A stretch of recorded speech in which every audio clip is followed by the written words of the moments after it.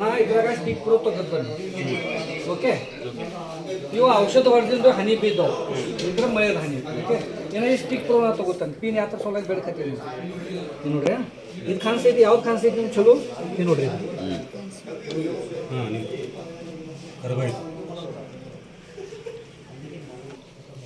ಏನು ನೋಡ್ರಿ ಇಲ್ಲಿ ಹೆಸರು ಇಲ್ಲಿ ಏನು ನೋಡ್ರಿ, ಇಲ್ಲಿ ಏನು ನೋಡ್ರಿ,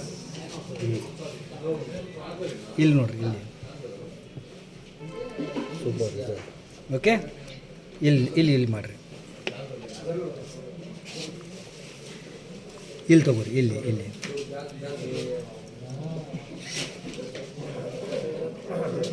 ಆಗ್ತೈತೆ ಬೇಡ, ಇಲ್ಲ ಆಯ್ತು ತೋರಿಸಿ, ಇಲ್ಲಿ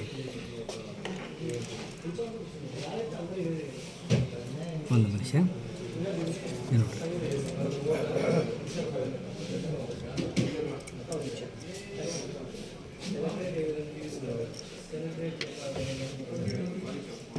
ಇಲ್ಲಿ ತೋರಿಸ್ರಿ, ಇಲ್ಲಿ ಲೈಟ್ ಇಲ್ಲಿ ನೋಡ್ರಿ.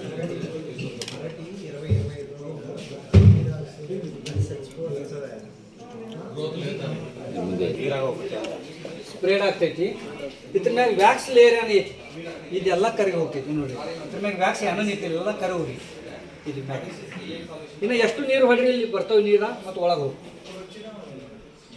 ಇದು 100% ಕೆಲಸ ಮಾಡ್ತೈತಿ.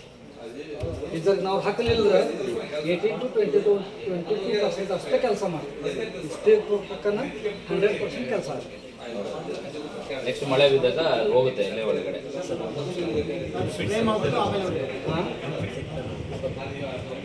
ಸ್ಟಿಕ್ ಪ್ರೋನೆ ಒಂದು ವ್ಯಾಕ್ಸದ ಲೇಯರ್ ಇರ್ತೈತಿ.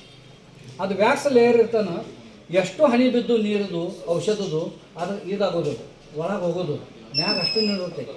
ಅದ್ರಾಗ ಸ್ಟಿಕ್ಕರ್ ಹಾಕಿಟ್ಟು ಓನ್ಲಿ ಸ್ಟಿಕ್ ಆಗ್ತೈತಿ, ಮಾತ್ರ ಔಷಧ ಒಳಗೆ ಹೆಚ್ಚು ಹೋಗೋದಿಲ್ಲ.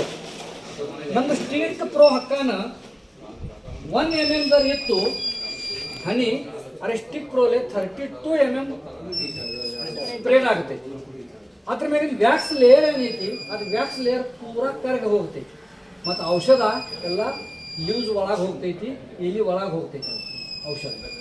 ಅದರಲ್ಲಿ ಎಷ್ಟು ಬೆನಿಫಿಟ್ ಆಗ್ತೈತಿ, ಔಷಧದ ವರ್ಕ್ 100% ಆಗ್ತೈತಿ. ಔಷಧದ ವರ್ಕ್ ಇದರಲ್ಲಿ ಅಂದ್ರೆ ಎಲ್ಲಿ 3 ಸ್ಪ್ರೇ 4 ಸ್ಪ್ರೇ ಮಾಡೋಲ್ಲ ಹತ್ತೋಬೋದವು.